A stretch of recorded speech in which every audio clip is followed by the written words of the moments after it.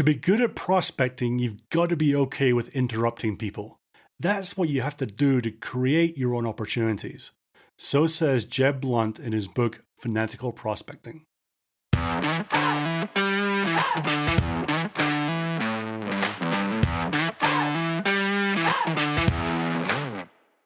Welcome to the Bite Size Sales Podcast, where we believe that sales is the most important team in a B2B company, that complacency is the enemy, and taking bite-sized steps each day to get better at your craft is the best way to improve results. I am your host, Andrew Monahan, and I'm using my 26 years of experience in B2B sales to bring you small, actionable ideas every day to help you get better.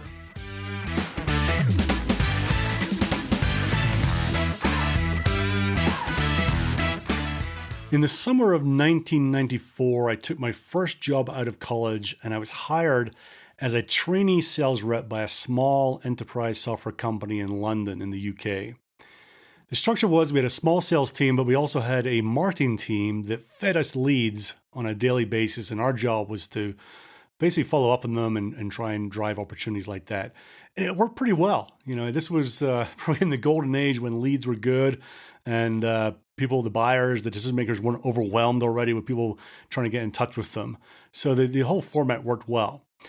One day, my manager suggested to me that I was ready to start making cold calls instead of just doing the lead follow-up that was the common way of doing it. And I remember thinking, are you nuts? You know, you're expecting me to call someone completely out of the blue, someone pretty senior in the IT organization. You know, what the heck am I going to say to them? My head trash was they're never going to want to talk to me. I got nothing meaningful to say to them. This is a crazy idea, right? But you know, I kind of had to go with it, and I was kind of young and foolish, so I pick up the phone and start making calls. And I remember the first time I actually got through to someone, explained the reason for why I was making the call. And I probably threw out some of the problem statements that we solved. And the guy could have paused a second and said, sure, okay, let's meet. And I think I almost fell off my chair, right? I was kind of blown away with the idea that this quite senior person had said to me, based on a 30-second, 1-minute elevator pitch almost, that he would meet with me. I was blown away. And, from that moment on, throughout my whole career, I've always done prospecting like that. I've done cold calling. I can't honestly say I've ever loved it, but I've done it and I've got great results. And I've got different stories, different points in my career where, good telephone prospecting really worked for me. But the key about it was that I had to become comfortable with the idea that I was actually going to reach out to someone. I was going to interrupt their day, interrupt them at their moment in time, and put my agenda on the table, right? And once I got the head trash out the way about doing that, that's when I could actually be successful. And Jeb Blount, in his book, Fanatical Prospecting, talks about this under the section, The Fine Art of Interrupting. And he says, so the gurus and thought leaders rage on over whether to cold call or not to cold call. But their bluster is really just an inane argument focused on semantics of degrees, cold, warm, smoldering, hot, smoking hot, and mostly centered on how to avoid ever having to make an outbound call to a prospect again. This is why I'm going to tell you the truth, the real truth that all of these so-called experts continue to ignore, and it has nothing to do with cold calling. Here's the deal. If you want sustained success in your sales career, if you want to maximize your income, then you've got to interrupt prospects. You'll have to pick up the phone, walk in the door, send an email or text message, or ping a prospect on LinkedIn, Twitter, or Facebook, and interrupt someone who is not expecting you to contact them, i.e., you don't have an appointment or they're not waiting for you to call or write, and with whom you're not currently engaged in a sales discussion. You could argue the degrees, warm, hot, cold, whatever. It could be a prospect that filled out one of your web forms or downloaded your latest white paper.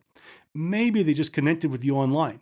It could be an old customer you're trying to reactivate, or a prospect in your defined database, or a new business that you've stopped by to qualify, or a prospect you met at a trade show.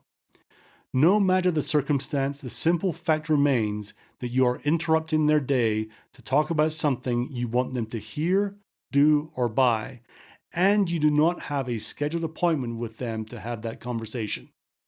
This is what gets missed in all the useless noise about how cold calling is dead.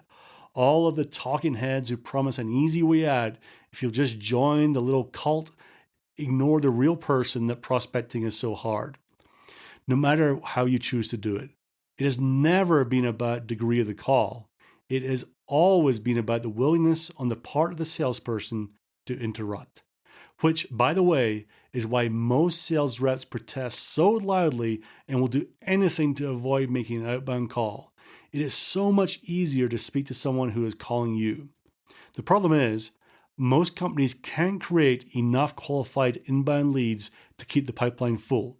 And by the way, the reps that work for companies that do generate enough inbound leads to keep the phones ringing are making far less than sales pros who are reaching out and interrupting prospects to create opportunities.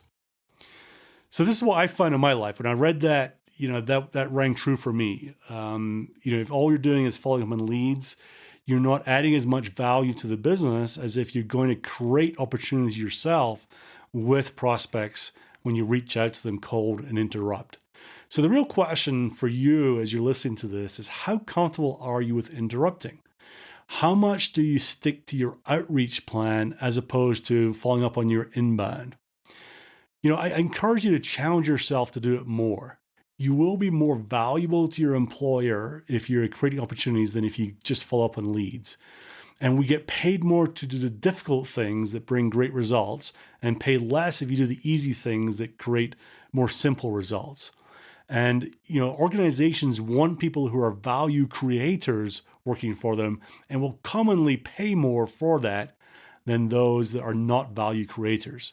So my challenge to you is be a value creator, interrupt people, and create opportunities.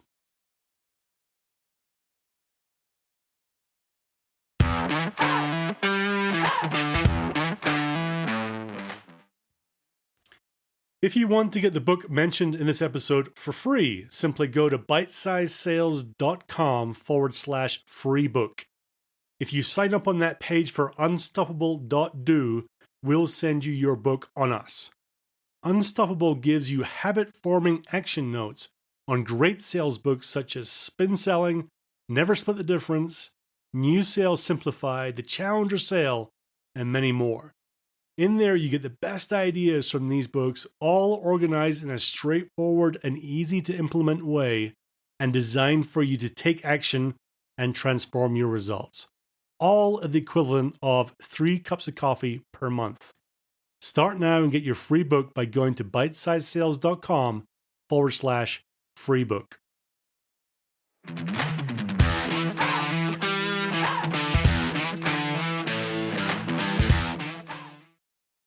If you enjoyed this episode, please share it with anyone you think would get value.